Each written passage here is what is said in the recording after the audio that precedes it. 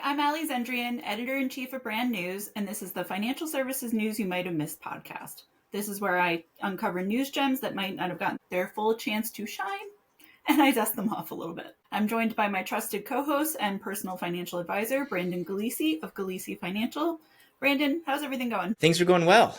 Through a lot of travel the last couple of weeks. We were in Colorado over the weekend for my wife was the matron of honor for that wedding. So that was a good time. And back in sunny Orange County, actually had a little bit of rain today. Not a lot, but a little, and that's pretty atypical. But now the sun's back out and things are back to normal. So it's been a good week. How's your week been? It's been good. It's been very busy. It seems like everything's started to pick up now that we're post future proof and post kids going back to school. So I'm ready for it. Let's do it. Nice. Yeah, you got it. So our first piece of news this week is from AtoZ Communications client AdvizorPro. The firm released its latest list of top advisor firms as far as those coming in and leaving. Topping on the inflow list for August was LPL with 442 new advisors, followed by Raymond James, Wells Fargo Advisor Financial Network, JP Morgan, and Wells Fargo Clearing. The firms that topped that list were First Horizon Advisors at 254 advisors leaving. LPL had 106. Then Commonwealth. Any of us following financial services news know what's going on there. Ameriprise, and then also Wells Fargo Clearing. So in this case, you can see that LPL made both lists, and they also made both lists back in June.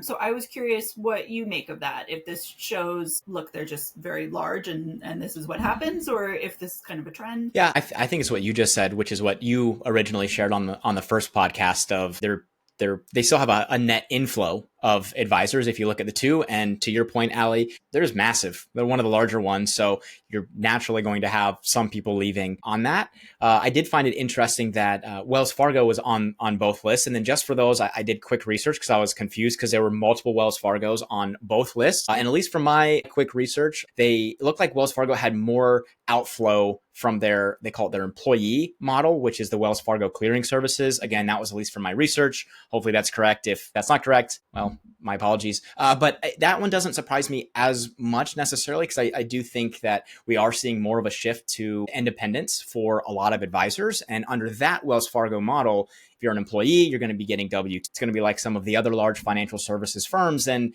when it's like you're kind of a business owner responsible for a lot of the business owner things, but then you don't necessarily get compensated for that risk or for some of the business owner things. So that's why I'm not as surprised to see, again, just more to the independent model with LPL, of course, having the most inflow. And that's just about as independent as you can get, I think, on the broker dealer space, at least from my perspective. That's at least a couple of my thoughts. Was there anything else that jumped out to you, Ali? Noticing that Wells Fargo was on that list too. And yeah, just trying to figure out, the last report was in June. Now we've got August, obviously when the next one comes in October. At least according to journalism rules, 2 is kind of iffy, 3 is a trend. So I guess we'll see what goes by those rules. But yeah, it was interesting seeing who wound up where. And I think definitely if I were somebody who's looking to make a move, this would be a piece of data that I would look at. I don't know whether it would sway my decision one way or the other, but at least I would feel that much better informed. Yeah, I mean, I hadn't thought of that either until you brought it up when we went over the data from last month of, again, like you said, not the only piece, of course, but still something important where maybe your contacts at that firm that you're looking at, maybe you ask them about it. And maybe the answer is simple. It's, hey, there was a massive advisor team that just left our company. And that was pretty much everyone. Or, hey, a bunch of those were retiring.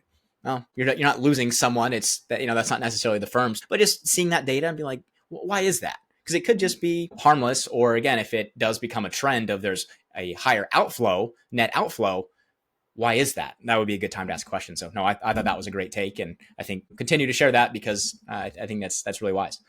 Thank you. I try. So you were kind of explaining why an advisor would want to be W-2 or would want to be 1099. But so from your standpoint, what advisors would be attracted to a W-2 model? Because I feel like, at least as far as the industry is concerned, there's just so much talk of you go independent, 1099 is the way. What's the argument on the other side? Yeah, I think just it depends on which particular model, W-2 as well, because W-2 alone could still look very different. Some advisors, and we'll even say if they're working at more of a local bank type situation and they're W-2, likely that bank is probably providing and doing a lot of the lead generation or business development. There's other companies that are W-2, but you're solely responsible for business development. So I'll speak at least more to that first one, because I feel like for the person who likes prospecting and business development, unless that firm either is providing some good leads for you or has a lot of support and resources on the back end that you don't want to have to build yourself, typically that advisor is going to get more rewarded if they go independent in that particular case. But W-2 could make sense if, hey, you want to work relatively consistent hours.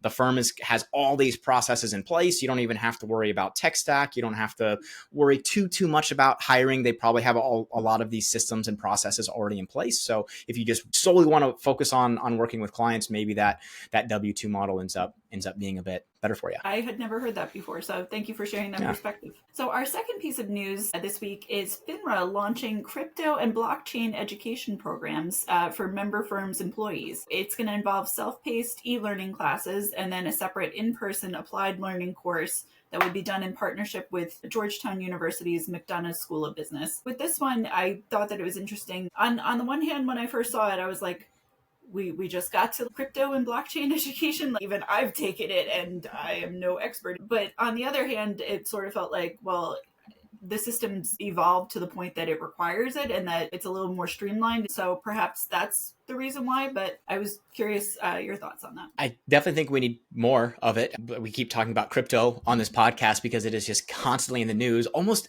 every single week. Really, we're talking about it because it is becoming more of a big deal. And even the recent, I don't know if it was a bill or law or what exactly the jargon would be, but allowing more crypto in Ks in addition to some of the private equity, which we've talked about pretty extensively on the show too. So more education hopefully it ends up being better. The more people that at least understand it, even if it's not, hey, I'm going to implement this directly into my practice. For me, I'm not managing crypto for any of my clients. I'm also not against it, but I do still want to know at least enough to be dangerous. So when we are having conversations and if a client does have a crypto portfolio, again, I'm probably not going to be making all sorts of crypto coin recommendations on that, but at least understanding how does this impact the client's long-term plan? And again, know enough to be dangerous is something that is at least important. So I would be curious from your standpoint. I feel like a lot of financial advisors would similarly look at this education as, I want to be informed, but I don't necessarily want to change my whole practice to then recruit crypto bros. But I'd be curious if, you feel like there are more people who are going to like dive in head first and just really do it. Yeah, I don't know. It's interesting. I know some advisors that they're great advisors that are incorporating it into their practice and would even work probably well with some of those crypto bros, which I just love that terminology. Everyone knows exactly who we're talking about when we say it too. And that's a great fit for that type of person where maybe those folks might have a little bit more of an aggressive allocation to crypto because they understand it a bit more. And if an advisor just says, don't do that, you can't do that, well, then that's not going to be a good fit for those two. So I do think it is a unique market that's starting to develop. So again, I think it's just depending on the advisor as to how much they want to put into their process versus how much do they just want to know enough to be intelligent and speak wisely about it, but not necessarily say we're putting all of our models in 2% crypto allocation. Yep, got it. And before we leave this topic, so shout out to Shifi. Thank you for my crypto education. So that made me a little bit more dangerous, and I appreciate that. So the third piece of news this week is from Larridin. So it's 2025 State of the Enterprise AI report found that 72% of leaders think AI is impacting profitability. By the end of this year, investments in AI are slated to reach about $644 billion. 55% aren't sure if that investment is paying off, which I thought was interesting. 85% think they have 18 months to build up their AI capabilities before they fall behind. This made me think, so we've discussed in the past and it's flip-flopped either way. On the one hand, it seems like AI could be adding jobs, and there was a report that showed that. And then on the other hand, we hear all the news of there's no need for financial advisors or PR people or whatnot because you're all replaceable with AI. Under that lens, what did you make of this news? So it's funny. I was whenever I was taking my notes, Allie, I jumped with the first couple of statistics that you already shared there. But I think one that, or the couple that were interesting that you also shared, 55% are unsure if their investments are paying off. I think that speaks to more what types of KPIs or key performance indicators, what are we tracking? How do we even measure success? And maybe those 55% that are unsure, maybe they didn't go in with a clearly defined, here's what success looked like potentially, but I thought that, I mean, 1 out of 2 doesn't know is a bit interesting. And then 2, yeah, 85% believing they're going to fall behind in just 18 months. I think it's so interesting. Even today, we're in September of 2025, compared to a year ago, 365 days ago, AI is so much ahead than it was then. So I think when we get too caught up in, oh, we have to be on the forefront, we have to be on the cutting edge at all costs, it's that all cost piece that probably is going to be an issue for some firms. I think we are heading in that direction, but I don't necessarily have a scarcity mindset when it comes to this type of thing. I think there's plenty of room for a lot of different winners, especially if you're not specifically in the AI space. Like if your company's not directly creating AI products, sure. Now, if you're creating AI things, all right, fine. You're probably might have a bit more scarcity and need to get ahead of the curve. But for a lot of firms, or even I'll talk to financial planning firms, there's firms now that have used zero AI and they're still doing okay. Now, do I think they should probably adopt something? That would be my opinion. Yes, I think it will ultimately benefit the end client as well. With my perspective, we're not going to see a mass exodus of financial planning firms just start going away because they didn't use AI enough, because a lot of it still is trust and relationship. Might even be teasing our next topic here too. But what are your thoughts, Allie? Thank you for setting me up. As far as this though, I thought that the 1 and 2 not really knowing if it's working or not. So Acquire Up found that, and I forget the statistics, so I apologize for being wrong, but about 15% of advisors don't know if their marketing is working or not. From that perspective, so if you can't tell me marketing, which has been around forever, seemingly, if you can't tell me that that's working and you don't have the mechanisms to do that, do I think that you're going to have the mechanisms to deal with something that's brand new? No, I think that's probably asking a lot. That's a good point. I didn't realize that stat. That a good amount don't even know if marketing, to your point, that has pretty traditional KPIs. Been around for marketing as a whole pretty much forever. So that's a great point, right? If you can't figure out the marketing, you don't know if that's working, right? How in the world are you going to know if AI? No, that's a great point. Thank you. The 18 months. So to your point, 18 months ago, I wouldn't even touch AI. And I probably would have said that I thought that it was dangerous to do so and, diluting what I was bringing to the table and whatnot. Now, and I use it a little bit, but I think to your point, it's certainly additive. So a lot can change in 18 months. Yeah. And again, I think too, when we just in general, human beings aren't very good at projecting what our future self is necessarily going to be like. I mean, think about retirement when a lot of processes are, tell me what your utility bills are going to be in even 10 years, 20 years. I don't even know what the next 5 years looks like, even if you have a plan. So I think, again, it's still the takeaway from this is figure out what ways do you want to implement? What are you ultimately trying to solve? What's that purpose? We always talk about this on the show as well, and start heading in that direction. Because again, I think if people get too caught up in this scarcity mindset of if I don't get this done in the next 18 months, bad things are going to happen. Well, then you might make snap judgment decisions that are based more on short term versus long term. So again, what's the purpose? Head in the direction, but don't go in guns blazing if you don't necessarily need to. Understood. But since you teed me up for it, our last bit of news this week is literally about trust. This is from Great Place to Work. The way that they titled their press release was that trust is the new business currency. So love that. That really caught my attention. Among the things that they found in their report is that 80% of employees at high trust firms adapt quickly to change, which led to 5.5 times more revenue growth. This seemed sort of like a no duh, but also building that trust, I think people just take as, oh, whatever, like people trust me. If it were that easy, lots of us would have different business structures and be doing different things. I'd be curious what you think about it. I wouldn't necessarily say that it's the new currency. I feel like hopefully it's been around, and maybe that's just my anecdotal evidence of course, talking to people about a topic that sometimes is taboo, being money. People need a lot of trust. Like this is the trust business. You could have the best functional skills, but if you're shady or you're slimy or you have the used car salesman vibes, if you will, you're probably not going to build very much trust. And it's going to be very challenging for you to build a long-term business because shady tactics might work in the short term, but they don't help build a sustainable business. But I loved that some of the stats here too, even that it said cumulative stock market returns are 3.5 times higher over 27 years. So that's a pretty long time, almost 3 decades, over 27 years for those companies that earned Fortune 100 best companies to work for. I was like, whoa, that's really cool. And again, I'm not as surprised because when you're thinking about long-term, Mhm. A lot of that's culture. Like you don't necessarily just make a culture shift and all of a sudden profit spike. That's a long term, requires a lot of time, energy, and effort. But it's really cool even looking at it from the profit perspective of these companies are doing better in the market as well. So not only are employees happier, customers are probably happier, and the company's making more money. That is a win all the way across the board. So I just thought that was really, really cool to see. Yeah, absolutely. I think the key thing that you were kind of touching upon with trust is so that consistency that you have with it. Because if you're not steadily building that trust and making those kind of connections, it's not going to work out. But I think it's also then being able to adapt. So obviously, if we all just kept doing the exact same thing, if I did the exact same thing 10 years from now, I'd probably be out of business. So that delicate mix of the two things, I think, is really key and shows that certain firms can figure out that formula and make that last for a long time.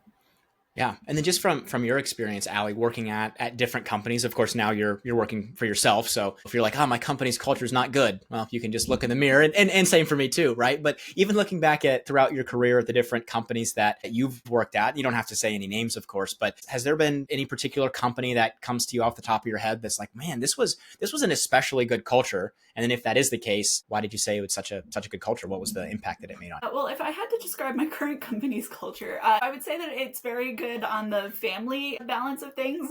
Thankfully, I do make sure that anything that my kids have to do, we're not booking anything right then because I got stuff I got to do. So I appreciate that about it. But as far as past cultures that I would lean on and say were good cultures, to be honest, I think my favorite was probably at Forbes. And I think it was like having a team that just, there were nights that we'd be staying really late and all together and editing things and whatnot, but we all just loved each other. And so, of course, you're going to stay till whatever time it is because we're having fun and we're doing work. Mm-hmm. So I think that there was that about it, but I think we all just had a deep level of respect for each other. So I think that was very nice too. That section of Forbes was working with Steve Forbes. It was also this don't want to disappoint the boss.